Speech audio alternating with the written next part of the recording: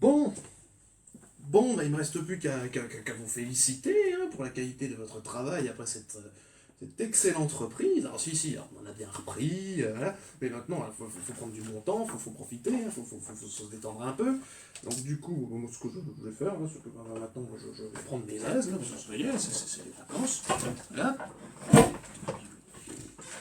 vais pouvoir potasser ma prochaine séance de jeu de rôle. Quoi, comment ça, c'est pas encore les vacances?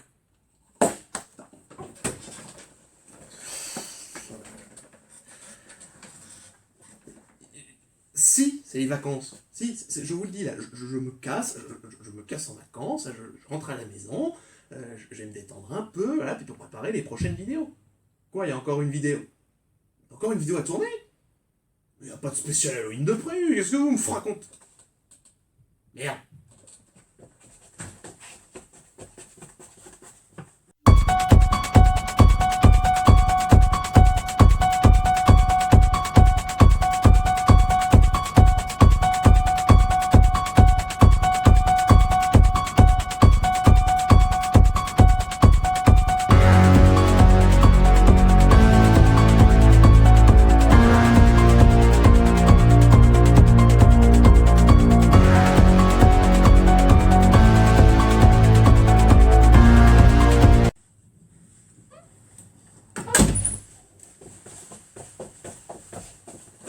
C'est mieux comme ça, non? Allez, parti. Comme le disait Charles Nodier au XIXe siècle, la fable du vampire est sans doute la plus universelle de nos superstitions. Putain, ça pète comme accroche, ça. Bonsoir à tous et bon Halloween à vous, mes 60 âmes damnées. Ah, comme j'aime vous appeler plus communément, mes 60 abonnés. Ça fait plaisir, 60 abonnés d'ailleurs. Hein. Santé.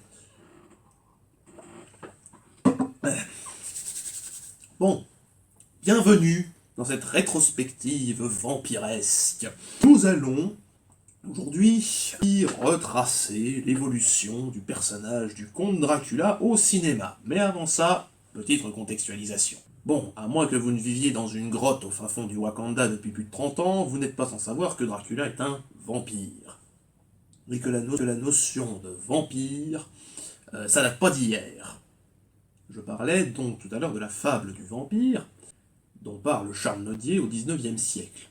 Le vampire est popularisé à partir du XVIIIe siècle, mais il faut remonter encore avant, sans doute jusqu'à la préhistoire, parce que l'humanité, quelles que soient les civilisations, quelles que soient les époques, a entendu parler de créatures buveuses de sang. Mais c'est au XVIIIe siècle qu'un nom est donné à cette créature buveuse de sang, c'est le vampire.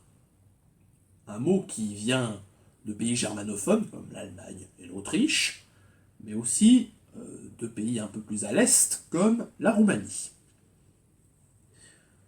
Le vampire, donc, et toute la superstition autour de cette créature va servir d'explication populaire à la prolifération de maladies comme la peste ou encore la tuberculose. Le vampire est donc représenté comme un monstre maléfique, porteur de maladies, annonciateur de malheur, et sera donc représenté sous deux formes, soit un cadavre en décomposition, soit un animal porteur de ces maladies que sont donc la peste ou encore la tuberculose. Et l'animal porteur de ce genre de merde par excellence, c'est le rat. Deux auteurs vont faire rentrer le vampire dans le registre littéraire et le dépeindre comme un revenant de corps, ou un revenant en corps, à l'inverse du revenant spectral, à l'inverse du fantôme. Le vampire est un cadavre réanimé qui vient se nourrir du sang des mortels. Et vous allez me dire, ah oui, mais le zombie aussi. Alors, je vais apporter deux nuances.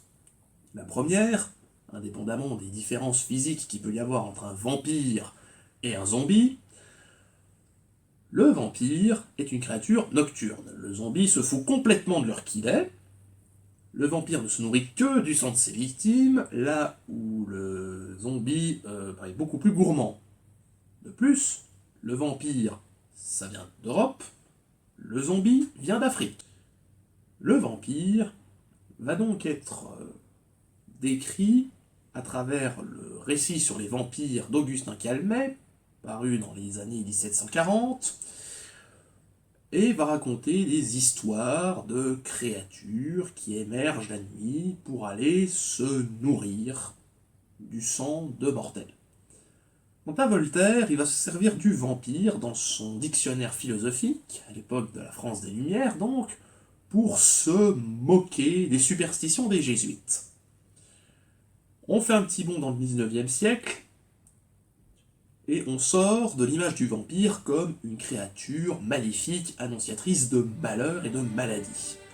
Cette fois-ci, on a affaire à un prédateur séduisant et plus ou moins charismatique. En 1819, John William Polidori publie une nouvelle qui s'appelle Le Vampire et raconte l'histoire du baron Ruthven, un aristocrate qu'il dépeint comme froid, plutôt bien habillé et séduisant, mais qui cache en lui une véritable monstruosité, puisque chaque personne qui entre en contact avec lui semble souffrir d'une étrange maladie qui le change en semblable du baron Ruthven. Il est ici... Donc oui, une fois de plus, le vampire est annonciateur de maladie, mais cette fois-ci, il n'est plus dépeint comme un monstre, mais comme un être élégant. Polidori nous explique que sa capacité de séduction le rend dangereux pour la société. Premier message de « ne nous fions pas aux apparences ». Mais la palme d'or, celui qui fera à tout jamais entrer le vampire dans la légende, est l'Irlandais Bram Stoker en 1897 à travers son roman Dracula. Première chose, Bram Stoker va être influencé à la fois par évidemment toute la mythologie, toute la superstition qu'il y a autour du vampire, mais en même temps par l'histoire avec un grand H. Dracula est un aristocrate transylvanien, un roumain, et le nom même de Dracula sort pas de nulle part. C'est un titre, c'est un surnom que portait le prince transylvanien Vlad Bassarab, qui faisait partie d'une confrérie de chevaliers qui s'appelait l'Ordre Sacré du Dragon. Son père était le dragon, lui était le fils du dragon, et en roumain, ça se prononce Dracul, ou Draculea, ou Dracula. Vlad Bassarab était également surnommé Tepesh, Vlad l'Empaleur. Oui, le fameux Vlad l'Empaleur. Bram Stoker a donc sans doute voulu faire un parallèle entre la bestialité du vampire et la barbarie d'un Vlad l'Empaleur. Nous autres Européens de l'Ouest considérons Vlad l'Empaleur comme un barbare de par ses méthodes de combat particulièrement violentes, mais en Roumanie c'est un héros populaire, bien précisé. Et j'avoue que moi je trouve ça quand même barbare à titre personnel, en effet, que d'empaler ses victimes au-dessus d'une colline, de les faire rôtir tout en buvant leur sang. Voilà, c'est ce qui ressort des récits autour de Vlad l'Empaleur. À travers son roman, Bram Stoker amène une modernisation du personnage du vampire en faisant un être tragique. En effet, Dracula n'est pas qu'une histoire d'épouvante, c'est aussi une histoire d'amour qui a également une portée philosophique et simplement moralisatrice à l'époque, puisque c'est écrit dans l'Angleterre victorienne, avec des mœurs religieuses particulièrement fortes, et quels sont les pires péchés de l'homme, l'envie d'immortalité terrestre, c'est-à-dire être tel que nous sommes à tout jamais, et la luxure. Pas besoin de vous définir ce que c'est que la luxure, un simple bandage suffit. Dracula nous porte donc un message sur l'immortalité néfaste. En effet, vivre à tout jamais dans notre corps de mortel, tel qu'il est là, c'est une vie de souffrance. Et Dracula souffre de cette immortalité et a envie de se donner une compagne pour vivre l'immortalité moins douloureuse. Quel est le synopsis du roman ? le jeune Jonathan Harker vient signer une transaction avec Dracula pour lui refiler une abbaye dans laquelle il veut habiter, et se rendra compte que Dracula n'est pas qu'un baron un peu excentrique, c'est aussi un monstre.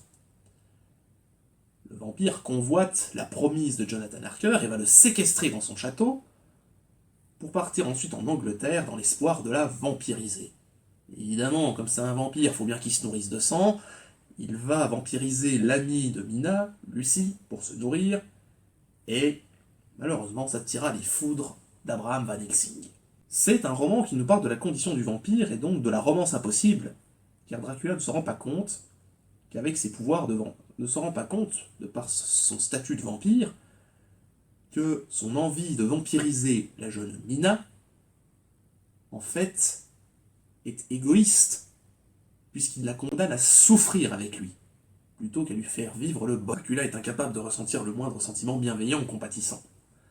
L'autre marque de la modernisation du vampire, à travers Dracula, c'est que ce roman est un roman épistolaire, un ensemble de lettres et d'extraits de journaux, à travers lesquels les personnages vont nous parler en fait de ce qu'ils savent de Dracula.